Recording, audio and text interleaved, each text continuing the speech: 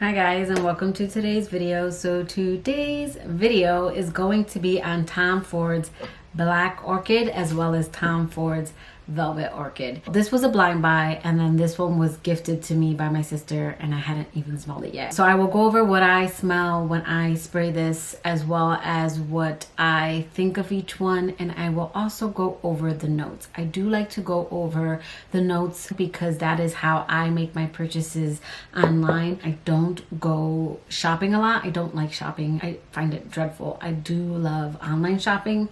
So I do look at reviews, and I also look up notes if in the reviews people don't list out the notes. So that is why I go over them. When I read off the notes, I'm not saying that's what I pick up. I try to go over what I pick up before or after I read the notes. I don't recommend blind buying any of these perfumes. These two specifically, because of their uniqueness and how bold I say that they are, because I do think both of these are more of a bolder scent. Not even Velvet Orchid, even though I love that one. I don't think any of these are safe blind buys. So I did pick up Tom Ford Black Orchid around November, and this is definitely a cooler month, nighttime perfume in my opinion. You can wear this during the day if it's cold outside. I do categorize my perfumes, but if I'm feeling a perfume, I will wear it outside of like my category, but this is definitely a perfume that I will not wear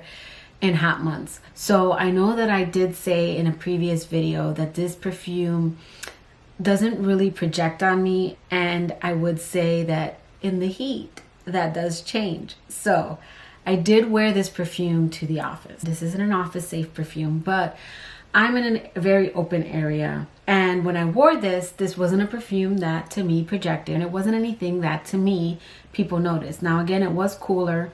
I wore this recently, and the AC kind of went out in the afternoon. I don't know if it went out, but it wasn't working, and it got a little warm in our office. And I will say that when it warms up, it does project a little bit more. And most people aren't crazy about this scent. This isn't a scent that I get a lot of compliments with. It's not a scent that a lot of people like, and it is more polarizing in my opinion. So the top notes on this are jasmine, gardenia, blackcurrant, lemon, bergamot, and mandarin. And from the bottle, I do get the gardenia. I get a little zest, which is the lemon. But what I get a lot is more what is in the heart and the base, which is the woods and the spicy notes and the incense. I get that from the bottle.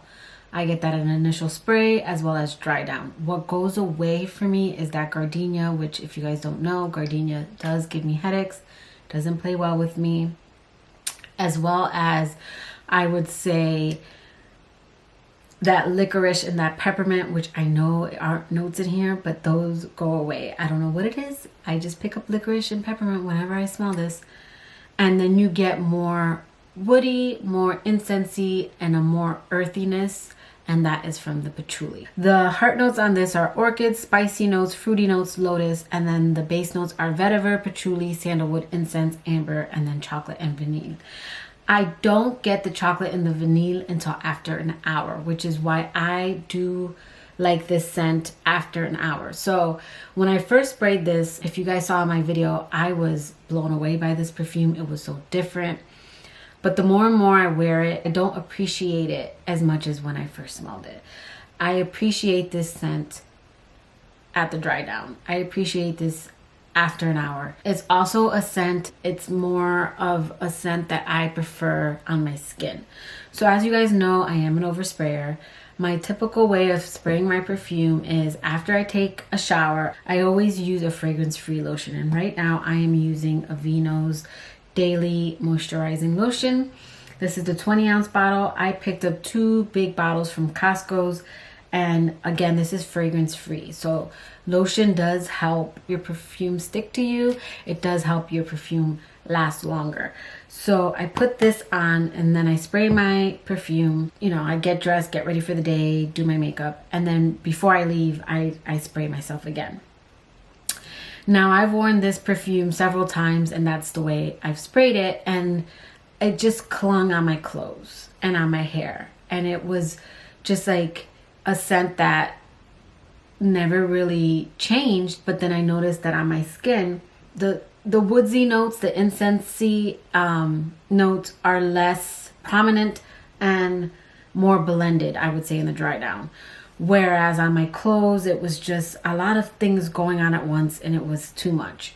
So the last time that I wore it and then now, I didn't spray it on my clothes. I got out of the shower, put my lotion on, sprayed the perfume, and left it at that. didn't spray a second time like on my clothes. And it's definitely a scent I can appreciate much more, as I'm sure the people around me can appreciate it much more. This is a perfume that I still don't feel like it projects, but people can definitely smell you when they are in your area, they are in your bubble, or if you're in close quarters. So I did wear this and I went in someone's office and they could smell it because we were in a very much more confined space. And it was a perfume that didn't jive with them. So this is a perfume that isn't for everyone. This is considered a unisex scent. I would say this does lean more on the masculine side than it does on the feminine side. I also think that this isn't for every man. Like, I prefer more citrusy, more fresh, some woody scents. This is more smoky, a little bit more sweeter, I would say. I just feel like on a man, this will pull more sweet, if that makes sense. But on the dry down, I still get the incense and the wood, but I feel like it's the chocolate and the vanille that kind of round it out and brings down that incensey spiciness that I get at initial spray. So at initial spray, it's very spicy, incensey, again, licorice, peppermint, a lot of things going on. And I just feel like when I sprayed it on my clothes, it was just too much playing around me and it kind of got to me after wearing it. So definitely something that I prefer just on the skin. And then I think it's a beautiful scent. It's also a scent that I will not be using during the more warmer months. This is a much cooler to cold month scent, in my opinion. It's just when it heats up, it's a little too much for me to handle, which is crazy because I do like strong, bold perfumes, which is going to bring me to my next one, which this is more of my bold perfumes that I like. And that is Tom Ford's Velvet Orchid. This perfume is absolutely gorgeous, stunning. This is one that I will definitely keep in my collection. This scent is gorgeous. So when I smell this from the bottle, this is a bold floral, a little bit of mandarin, a little bit of sweetness scent. And again, bold. This isn't your typical fruity floral. Like, I don't get all these fruity notes in here. I get the mandarin, but it's very soft and beautiful. It's not anything strong. This isn't like my typical fruity florals. I do have a lot of fruity florals in my collection, like C as well as Montpellier, but those are more feminine in a very, I don't want to say girly way because I don't find them to be girly or juvenile. It's feminine in an all ages kind of way, I guess I would say, whereas this is a very bold, floral, mature. And I hear men like this scent too, like on them. And I guess because of its boldness, I can see a man pulling this off, but this definitely is more feminine in my opinion than I would say Black Orchid. This is more of a unisex scent, in my opinion. I do think men can pull this off as well. Because again, this is a very, Tom Ford he's got some bold scents. So the top notes on this are Italian bergamot, mandarin, rub sucan absolu, which is a rum extract, and then honey. And then the heart notes are jasmine, Turkish rose, black orchid, orange blossom, Moroccan rose, and then heliotrope. There are a couple notes that I don't even know what they mean, so I'm not even going to mention them. And then the base notes are ladanum, sandalwood, Peru balsam, myrrh, suede, and then Comoro Island vanilla. So on the dry down, I do get that suede. It kind of gives me a little bit of like Hypnotic Poison, the EDP. Not that they smell alike, but they have this note in it. I don't know if there's suede in that one, but I feel like that's the suede in here. And it's just a very beautiful scent. I don't know how else to describe it. It's like wanting to be feminine, but almost wanting to be like a boss ass bitch, in my opinion. This is another like boss lady scent in my opinion, but still being pretty. I think this is beautiful.